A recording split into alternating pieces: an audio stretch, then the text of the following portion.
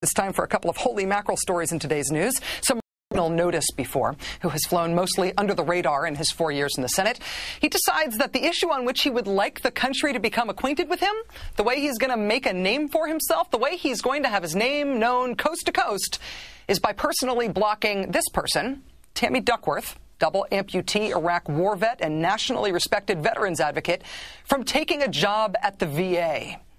The senator's name is Richard Burr, and now I will never, without an exceedingly persuasive justification, they are deprived of the benefits of the principle of equal protection upon which the rule of law is founded.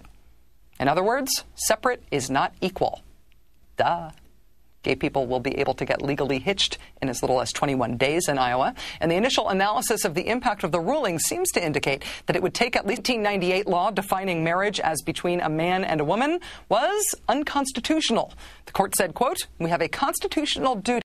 Senator Matt McCoy responded to the ruling by inviting gay and straight couples who are not from Iowa to think about coming to Iowa to get married. The benefits of the principle of equal protection upon which the rule of law is founded. In other words, separate is not equal. Duh. Gay people will be able to get legally hitched in as little as 21 days in Iowa, and the initial analysis of the impact of the ruling seems to indicate that it would take at least a couple of years for the state to undo the court's ruling by totally bungled. Inexplicably, that decision has led former vice presidential nominee and current Alaska Governor Sarah Palin to call for the man who beat Ted Stevens in the November election, Mark Begich. She's called for him to resign. She wants Begich to resign, and she wants a nominee of that election. So far, Governor Palin's idea is being met with a resounding and skeptical among Republicans. Parking lot showing off his car 5 years after he graduated. As you know, the Justice Department dog do on your shoe territory after he was elected to a second term. Did American voters get to do a do-over? When Adrian Brody won an Oscar and then kissed Halle Berry in that kind of gross way, did the Motion Picture Academy get a do-over? Sarah Palin, Fallon show, and dumped alcohol all over myself. Did I get to go back in time and she's called for him to resign. She wants Begich to resign, and she wants a do-over of that election.